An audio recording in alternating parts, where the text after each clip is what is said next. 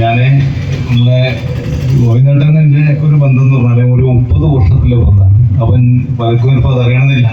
അതെങ്ങനെയാണ് ചെറുത്തൂരിലെ ഞാനങ്ങനെ ഇത്ര നല്ലൊരു സൗഹൃദം എന്ന രീതിയിൽ അതുകൊണ്ട് വന്നതാണ്. സത്യം പറഞ്ഞാൽ എല്ലാ പോയിന്റ് ഇപ്പം ഇലക്ഷൻ്റെ സമയമാകുമ്പോൾ ഒരുപാട് ആൾക്കാർ വിളിക്കുന്നുണ്ട്. എല്ലായിടത്തും അങ്ങനെ ഒരു ഷൂട്ടിംഗ് പരിപാടിയിൽ നിന്ന് വന്നതാണ്. ഒരുപാട് ആൾക്കാർ പല രീതിയിലേക്കും വിളിക്കാൻ്റെ പോരുണ്ട്. എന്നെ കേരളത്തിലെ പല ഭാഗത്തും പോയിട്ടുണ്ട്. ഞാൻ തെരഞ്ഞെടുപ്പിൽ പോയിട്ടുണ്ടായിരുന്നു. അത് ബന്ധങ്ങൾ കൊണ്ടാണ് നമ്മുടെ നടനായിട്ടല്ല, നമ്മുടെ സ്നേഹങ്ങളും ബന്ധപ്പെടാനുണ്ടാവും. ആ സൗഹൃദം ഗോവിന്ദേട്ടൻ്റെ അനിയൻ ഉണ്ണി എൻ്റെ ഏറ്റവും അടുത്ത സൗഹൃദം 30 വർഷമായി. അപ്പോൾ എല്ലാ കാര്യങ്ങളും ആ വീട്ടിലേക്ക് പോകുന്നതാണ്. അവിടെ ആ വീടിൻ്റെ പെയിന്റിങ് അടക്കം ഞാനടുത്തിന് ഓരോ 10-15 വർഷം മുമ്പ് ഉണ്ണിയുടെ കല്യാണത്തിലല്ല. അപ്പോൾ അവരായിട്ടുള്ള ഭയങ്കര അടുത്തൊരു ബന്ധമാണ്. അപ്പോൾ ഗോവിന്ദേട്ടനപ്പുറത്ത് ഞാൻ അങ്ങനെ ഒരു നേതാവ് അങ്ങനെ ആവാൻ പറ്റുമോ എന്ന് ഞാൻ ചിന്തിച്ചിട്ടുണ്ട്.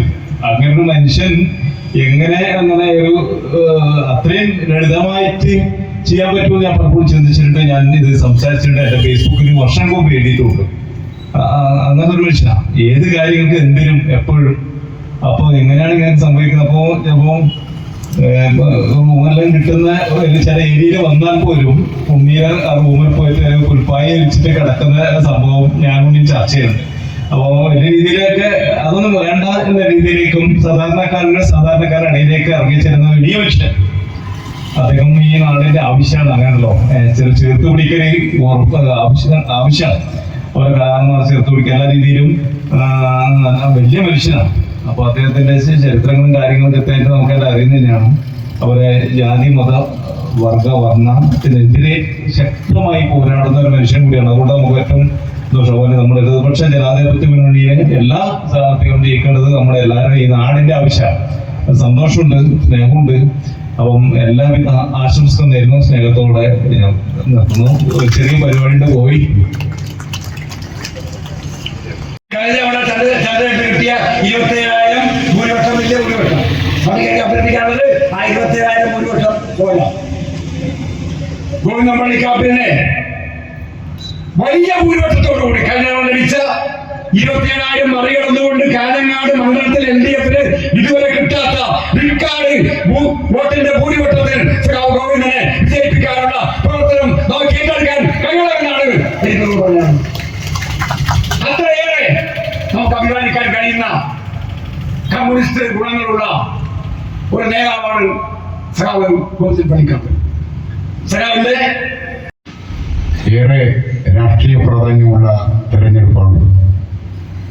കഴിഞ്ഞ 10 വർഷക്കാലമായി കേരളത്തിന്റെ സമഗ്ര വികസനത്തിനും ജനക്ഷേമ പദ്ധതികളുമായി മുന്നോട്ടു പോകുന്ന ഇടതുപക്ഷ ജനാധിപത്യ മുന്നണി സർക്കാരിന്റെ ഒരു തുടർച്ച ഈ തെരഞ്ഞെടുപ്പിലൂടെ സംസ്ഥാനത്ത് ഉണ്ടാകണം എന്നാണ് പൊതുവിൽ എല്ലാവരും പറയുന്നത്. കേരളത്തിൽ സമാനതകളില്ലാത്ത വികസനമാണ് ഈ കാലം അത്രയും നടന്നത്. ഞാൻ അതിൻ്റെ ഒന്നും വിശദാംശങ്ങൾ പറയുന്നില്ല. കേന്ദ്ര ഗവൺമെന്റിന്റെ വലിയ തോതിലുള്ള സാമ്പത്തിക ഉപരോധവും അവഗണനയും എല്ലാം ഉണ്ടായപ്പോഴും ലഭ്യമായ സാമ്പത്തിക ശേഷി വെച്ച് ഇത്രയും കാര്യങ്ങൾ ചെയ്തു എന്ന് പറയുന്നത് തന്നെ അത്ഭുതകരമാണ്, നിസ്സാരമായ കാര്യമല്ല. നേരത്തെ ഇവിടെ ഉദ്ഘാടകൻ സൂചിപ്പിച്ചതുപോലെ ഒരു സംസ്ഥാന സർക്കാരിനെ എങ്ങനെയെല്ലാം പ്രയാസപ്പെടുത്താൻ കഴിയുമോ അങ്ങനെയെല്ലാം പ്രയാസപ്പെടുത്തിയിട്ടും 2005 കേന്ദ്ര ഗവൺമെന്റ് പാസാക്കിയ കേന്ദ്ര ദുരന്ത നിവാരണ നിയമത്തിലെ ഒരു വകുപ്പായിരുന്നു 13ാം വകുപ്പ്. ആ വകുപ്പ് പ്രകാരം അതിതീവ്ര ദുരന്തത്തിൽപ്പെട്ട പ്രദേശത്തെ ജനങ്ങൾക്ക് ബാങ്കിൽ, നാഷണലൈസ്ഡ് ബാങ്കിൽ കടമുണ്ടെങ്കിൽ ആ കടം എഴുതിത്തള്ളാൻ വ്യവസ്ഥ ചെയ്യുന്ന ഒരു വകുപ്പായിരുന്നു ദേശീയ ദുരന്ത നിവാരണ നിയമത്തിലെ 13ാം വകുപ്പ്.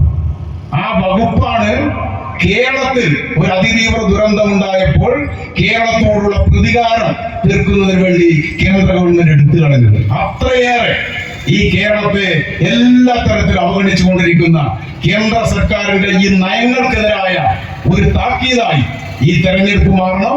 അതുപോലെ തന്നെ ഈ സംസ്ഥാനത്തെ ജനങ്ങളെ കഴിഞ്ഞ 10 വർഷക്കാലമായി ചേർത്ത് പിടിച്ചുകൊണ്ട് മുന്നോട്ട് പോകുന്ന ഇടതുപക്ഷ ജനാധിപത്യ മുന്നണിയുടെ ഭരണത്തിന് തുടർച്ചയുണ്ടാകണം.